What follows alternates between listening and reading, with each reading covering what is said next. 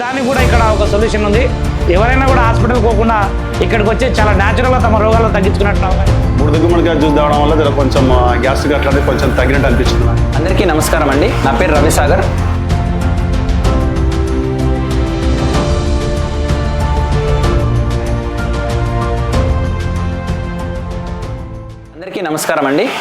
రవిసాగర్.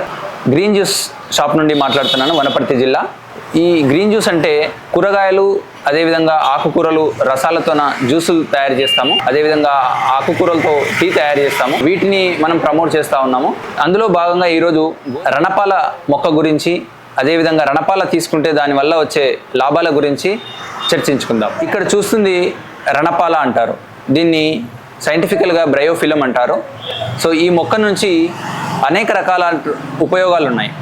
ఈ మొక్క కిడ్నీలో రాళ్లను కరిగిస్తూ ఉంది, అదేవిధంగా ఇమ్యూనిటీ పవర్ను పెంచుతుంది, అదేవిధంగా గాల్ బ్లాడర్ స్టోన్స్ను కూడా కరిగిస్తుంది. ఈ రణపాలను మనం జ్యూస్లో చేసుకోవచ్చు, టీ కూడా చేసుకోవచ్చు. అయితే జ్యూస్లో చేసుకునేటప్పుడు రెగ్యులర్గా మనం ఒక 3 నుంచి 4 ఆకులు వేసుకొని కొన్ని వాటర్ యాడ్ చేసుకొని జ్యూస్ చేస్తాము. సో ఇప్పుడు మనం రణపాల జ్యూస్ని ఏ విధంగా తయారు చేయాలో చూద్దాం. ఇవి రణపాల ఆకులు. ఒక 2 నుంచి 3 ఆకులు మనం ఈ విధంగా తీసుకొని శుభ్రంగా కడుక్కొని వీటిని ఈ విధంగా జ్యూసర్లో వేసుకొని ఒక 200 ml నీళ్లు మనం తీసుకుంటున్నాం.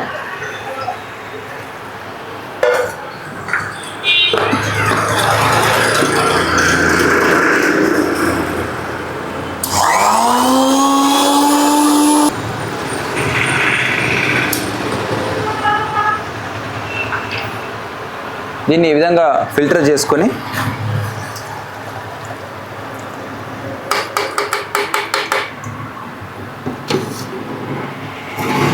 ఇప్పుడు మనకు కావాల్సినటువంటి రణపాల జ్యూస్ మనకు సిద్ధమైంది. ఈ విధంగా ఉంటుంది. దీనికి మనకు కావాల్సినంత తేనె, నిమ్మకాయ యాడ్ చేసుకొని మనం తీసుకోవచ్చు.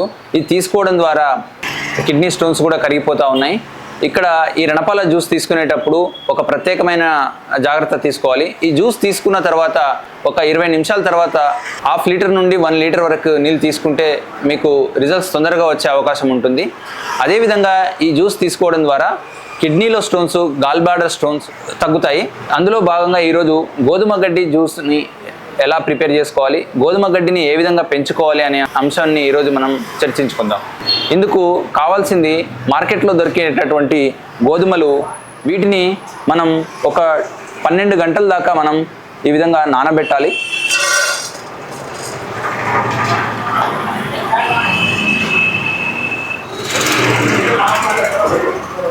ఈ గోధుమల్ని మంచిగా క్లీన్ చేసి ఒక 12 గంటలు నానబెట్టాలి. నానబెట్టిన తర్వాత అవి ఈ విధంగా తయారవుతాయి. సో వీటిని మనం ఒక 16 గంటల వరకు ఈ విధంగా మొలక కట్టించాలి. ఈ విధంగా మొలక కట్టించాలి. ఈ మొలక కట్టించిన వాటిని ఏ విధంగా మనం కోకోపీట్ సహాయంతో వేసుకోవాలో ఇప్పుడు చూద్దాం.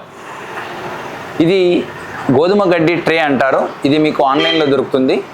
ఇందులో ప్రత్యేకత ఏంటంటే ఇందులో హోల్స్ ఉంటాయి. ఎక్కువ వాటర్, ఎక్సెస్ వాటర్ అన్నీ కూడా ఈ విధంగా కిందికి వెళ్ళిపోతాయి కాబట్టి మనకి గడ్డి మంచిగా పెరుగుతుంది. సో ఇది కోకోపీట్, కొబ్బరి పీచుతో తయారైనటువంటి కోకోపీట్. దీన్ని ఈ విధంగా మనం చేసుకోవాలి.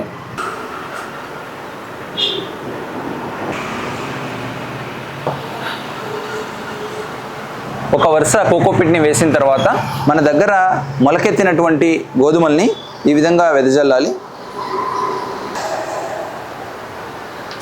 వెదజల్లిన తర్వాత మళ్ళీ కోకోపీట్ని వేసుకోవాలి.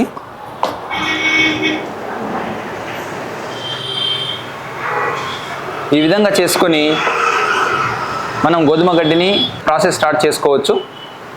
ఇది కంప్లీట్గా పూర్తిగా చేసిన తర్వాత ఇది మనకు మొదటి రోజు కౌంట్ అవుతుంది. ఈ విధంగా 7 రోజులు గోధుమ గడ్డిని డైలీ మార్నింగ్, ఈవినింగ్ వాటర్ ఇస్తూ ఉంటే 7 రోజుల తర్వాత మనకు ఫైన్ గోధుమ గడ్డి తయారవుతుంది. ఆ గోధుమ గడ్డి ఈ విధంగా వస్తుంది. గోధుమ గడ్డి దీన్ని ఉపయోగించుకొని మనం జ్యూస్ చేసి తీసుకోవచ్చు. గోధుమ గడ్డి జ్యూస్ ఏ విధంగా తయారు చేసుకోవాలో చూద్దాం. ఇది 7 రోజుల వయసు ఉన్నటువంటి గోధుమ గడ్డి. దీన్ని ఈ విధంగా కట్ చేస్తున్నాము.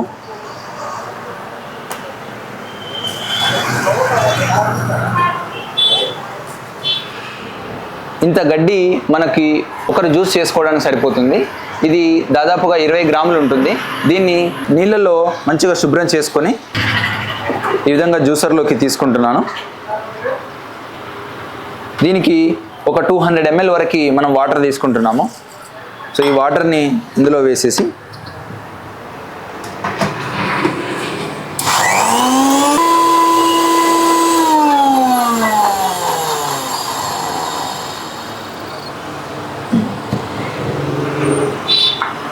దీన్ని ఈ విధంగా ఫిల్టర్ చేస్తున్నాము.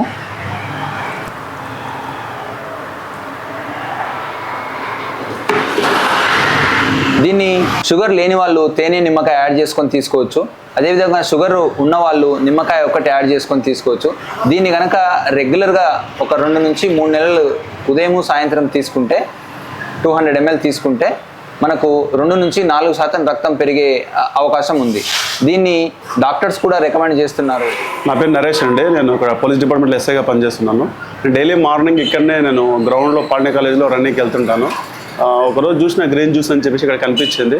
దాని తర్వాత వచ్చేసి నేను బూడిద గుమ్మడికాయ జ్యూసు, ఇక్కడ వచ్చేసి అండ్ క్యారెట్ జ్యూస్ తాగుతున్నా. బూడిద గుమ్మడికాయ జ్యూస్ తాగడం వల్ల జర కొంచెం గ్యాస్ట్రిక్ అట్లాంటిది కొంచెం తగ్గినట్టు అనిపించింది నాకు. ప్లస్ కాకరకాయ జ్యూస్ వచ్చేసి హెల్త్కి మంచిది, ప్లస్ వచ్చేసి షుగర్ కంట్రోల్ చేస్తుంది కాబట్టి మలబద్ధకం కూడా అవి కూడా రెగ్యులర్గా తాగుతున్నా. అదేవిధంగా ఈవినింగ్ అవర్స్లో మనకు ఇక్కడ దవా చాయ్ కూడా బాగుంది. నేను చూసిన కాఫీ టీలో ఉండే కెమికల్స్ కెఫిన్ వీటి వల్ల కొంచెం హెల్త్ ఎఫెక్ట్ అవుతుంది కాబట్టి ఈ దవా చాయ్లో 24 రకాల మూలికలు ఉండడం జర కొంచెం ఇందులో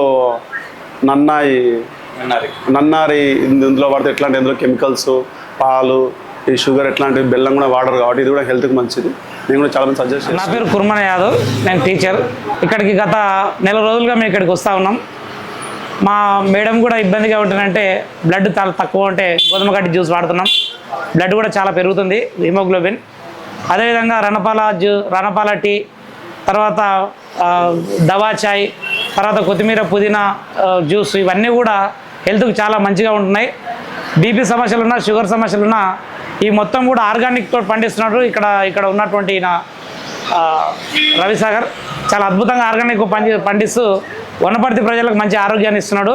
చాలా మంచి ఆర్గానిక్ తోటి చేసినట్టు ఈ జ్యూస్ల వల్ల బీపీ షుగరే కాకుండా థైరాయిడ్ వంటి సమస్యలు కూడా, మోకాలు నొప్పులు వంటి సమస్యలకు ప్రతి దానికి కూడా ఇక్కడ ఒక సొల్యూషన్ ఉంది.